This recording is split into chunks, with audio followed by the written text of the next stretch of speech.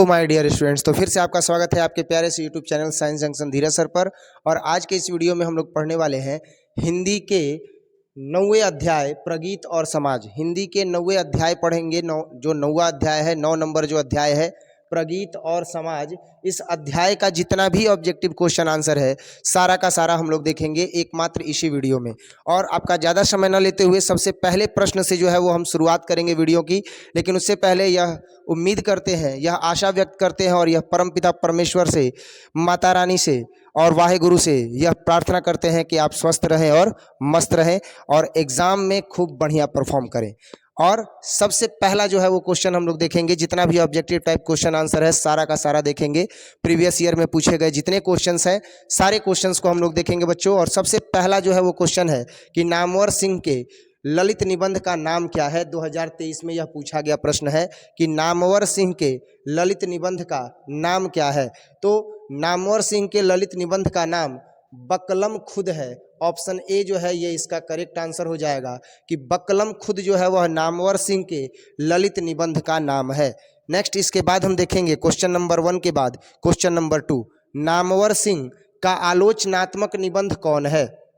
तो नामवर सिंह का आलोचनात्मक निबंध कौन है, ये 2023 में पूछा गया प्रश्न है।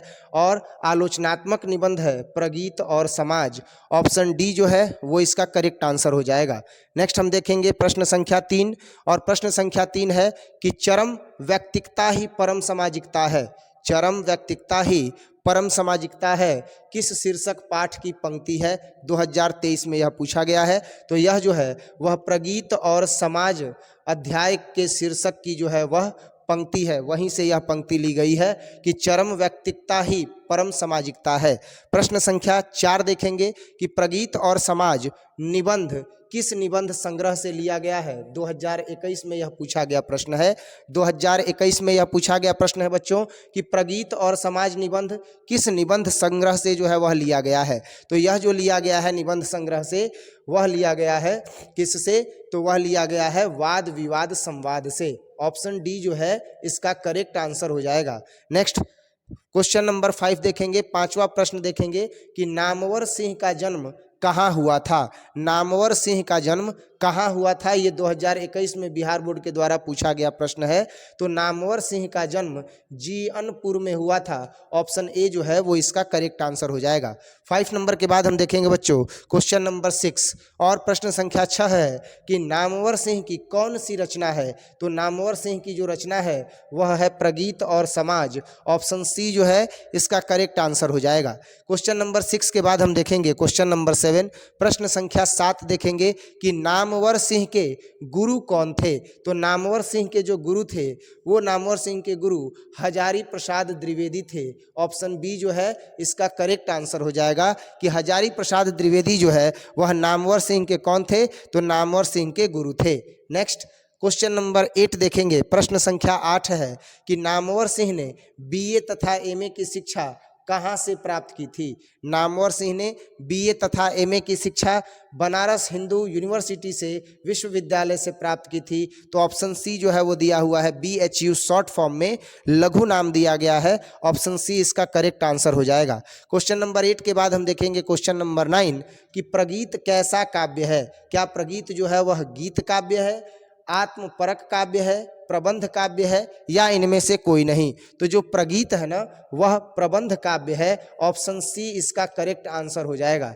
नेक्स्ट प्रश्न संख्या 10 देखेंगे बच्चों कि दुनिया को हाथ की तरह गर्म और सुंदर होना चाहिए, यह किस कवि की कविता का अंश है। यह किस कवि की कविता का अंश है कि दुनिया को जो है वह हाथ की तरह क्या होना चाहिए, हाथ की तरह गर्म होना चाहिए और साथ ही साथ सुंदर होना चाहिए।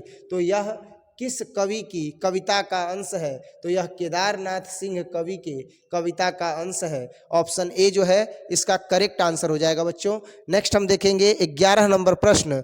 11 नंबर प्रश्न है कि आचार्य रामचंद्र शुक्ल के काव्य सिद्धांत का आदर्श कौन सा काव्य है। ऐसा कौन सा आदर्श काव्य है जिसके काव्य सिद्धांत पर आचार्य रामचंद्र शुक्ल जो है वो अपनी काव्य रचनाओं को लिखा करते हैं। तो इसका करेक्ट आंसर होगा प्रबंध काव्य। प्रबंध काव्य को ही काव्य सिद्धांत मान करके और आचार्य रामचंद्र शुक्ल जो है वह लिखा करते हैं अपने काव्यों को। ये 2022 में पूछा गया प्रश्न था। अब देखेंगे 12वां प्रश्न, और 12वां प्रश्न आपके सामने है बच्चों कि सहस्र स्वीकारा है। क्या है? सहस्र स्वीकारा है, कविता के रचयिता कौन है? सहस्र स्वीकारा है, कविता के जो रचयिता हैं वह मुक्ति बोध जी हैं। ऑप्शन बी जो है इसका करेक्ट आंसर हो जाएगा। 12 नंबर के बाद हम देखेंगे 13वां प्रश्न, और 13वां प्रश्न है बच्चों कि सच्चे अर्थों में प्रगतितात्मकता का आधार क्या है? तो सच्चे अर्थ में प्रगतितात्मकता का आधार यह होता है कि व्यक्ति समाज के विरुद्ध होता है, समाज के रूढ़िवादी विचारों से जो है वह विरुद्ध खड़ा होता है। ऑप्शन सी जो है इसका करेक्ट आंसर हो जाएगा। 13 नंबर के बाद हम देखेंगे बच्चों 14वां प्रश्न कि आलोचना त्रैमासिक के प्रधान संपादक कौन थे? तो आलोचना त्रैमासिक के जो संपादन करता थे वह नामवर सिंह थे। ऑप्शन सी जो है इसका करेक्ट आंसर हो जाएगा। नेक्स्ट 14 नंबर के बाद हम देखेंगे 15वां प्रश्न कि 20वीं सदी में, किसमें? 20वीं सदी में प्रगतितात्मकता का दूसरा उन्मेष कैसे हुआ? 2022 में पूछा गया प्रश्न है कि प्रगतितात्मकता का दूसरा उन्मेष जो है वह कैसे हुआ था? तो वह हुआ था रोमांटिक उत्थान के साथ। ऑप्शन बी जो है इसका करेक्ट आंसर हो जाएगा। 15 नंबर के बाद बच्चों हम देखेंगे 16वां प्रश्न प्रगीत और समाज अध्याय का। तो 16वां प्रश्न है कि नामवर सिंह को कविता के नए प्रतिमान पर साहित्य अकादमी पुरस्कार कब मिला था? तो साहित्य अकादमी पुरस्कार नामवर सिंह को जो है वह मिला था 1971 ईस्वी में। ऑप्शन बी जो है इसका करेक्ट आंसर हो जाएगा। नेक्स्ट हम देखेंगे 17वां प्रश्न कि तन गई रीढ़ किसकी कविता है? तन गई रीढ़ जो है वह नागार्जुन जी की कविता है। तो ऑप्शन सी जो है इसका क्या हो जाएगा? करेक्ट आंसर हो जाएगा।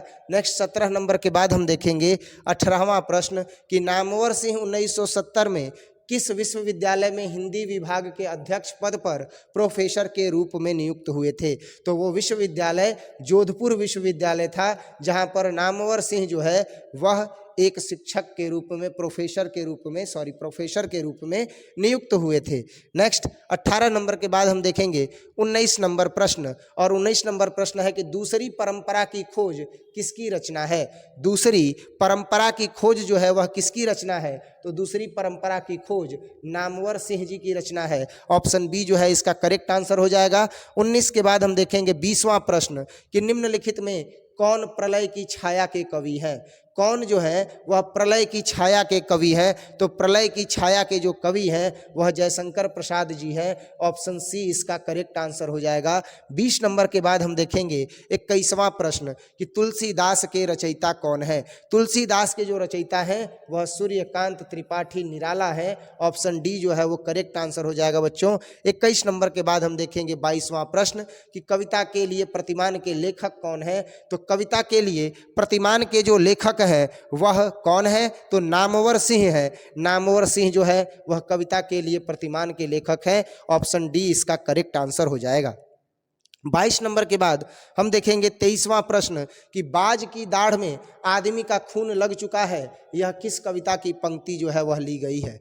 यह किस कविता से जो है वह लिया गया है? तो तय तो यही था कविता से लिया गया है। ऑप्शन डी इसका करेक्ट आंसर हो जाएगा। 23 नंबर के बाद हम देखेंगे 24वां प्रश्न बच्चों कि मैं तुम लोगों से दूर हूँ किसकी कविता है? मैं तुम लोगों से दूर हूँ किसकी कविता है? तो मैं तुम लोगों से दूर हूँ यह कविता जो है वह मुक्ति बोध जी की लिखी हुई है। तो मुक्ति बोध जो है वो करेक्ट आंसर हो जाएगा। ऑप्शन ए जो है वह सही आंसर हो जाएगा। 24 के बाद हम देखेंगे 25 नंबर कि नामवर सिंह का जन्म कब हुआ था? तो नामवर सिंह का जो जन्म है वह 28 जुलाई 1927 ईस्वी को हुआ था। ऑप्शन ए जो है इसका करेक्ट आंसर हो जाएगा। 25 नंबर के बाद हम देखेंगे 26 नंबर प्रश्न कि कौन सी पुस्तक नामवर सिंह की है? नामवर सिंह की कौन सी पुस्तक है? पृथ्वीराज रासो की भाषा जो है वह नामवर सिंह की जो है वह पुस्तक है।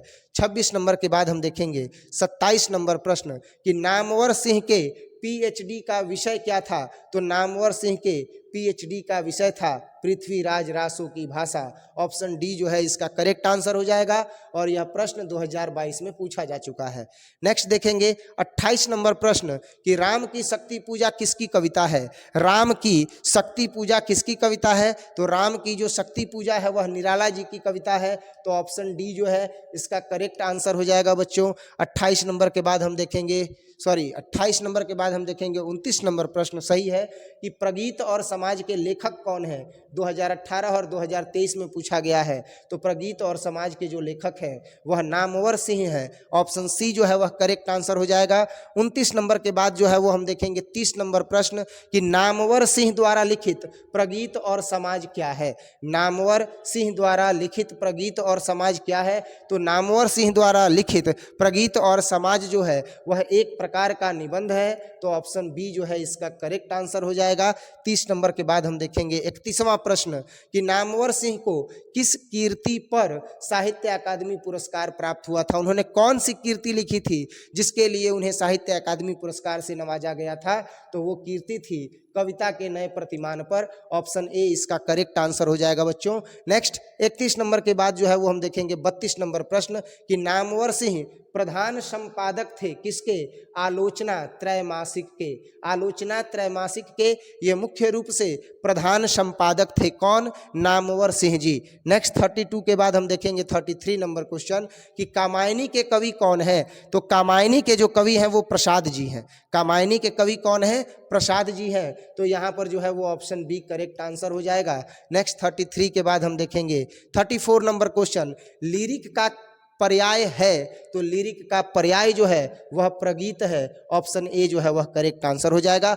और इस तरीके से बच्चों प्रगीत और समाज अध्याय का जितना भी ऑब्जेक्टिव टाइप क्वेश्चन आंसर था, जो महत्वपूर्ण था, जो विगत परीक्षाओं में पूछा गया था और जो आगामी परीक्षाओं में पूछे जा सकने वाले संभावित प्रश्न थे, उन सभी प्रश्नों का संग्रह इस एक वीडियो में बहुत ही कम समय में इसको शूट किए हैं। और उम्मीद करते हैं कि आप इसको खूब बढ़िया से तैयार कर लीजिएगा। आने वाले आगामी परीक्षाओं में ये सभी प्रश्न आपके लिए सहायक हो सकते हैं, आपके लिए महत्वपूर्ण साबित हो सकते हैं। इसके बाद तो अभी ग्रामर का यानी कि हिंदी व्याकरण के भी प्रश्नों का संग्रह जो है वो लेकर के आना है। साथ ही साथ सभी विषयों के ऑब्जेक्टिव प्रश्नों के साथ साथ जो है वो सब्जेक्टिव प्रश्न भी जो है वो बताए जा रहे हैं। तो जो भी नए बच्चे इस वीडियो को देख रहे हैं, उम्मीद करते हैं कि वो हमसे जुड़ेंगे और खूब अंतिम समय तक जो है वो तैयारी करेंगे जब तक कि वो 12वीं का पेपर फाइनल न दे दें। आप स्वस्थ रहें, मस्त रहें, यही कामना करते हुए और इस वीडियो को समाप्त करते हैं और मिलते हैं अगले वीडियो में अगले टॉपिक के साथ। तब तक के लिए जय हिंद।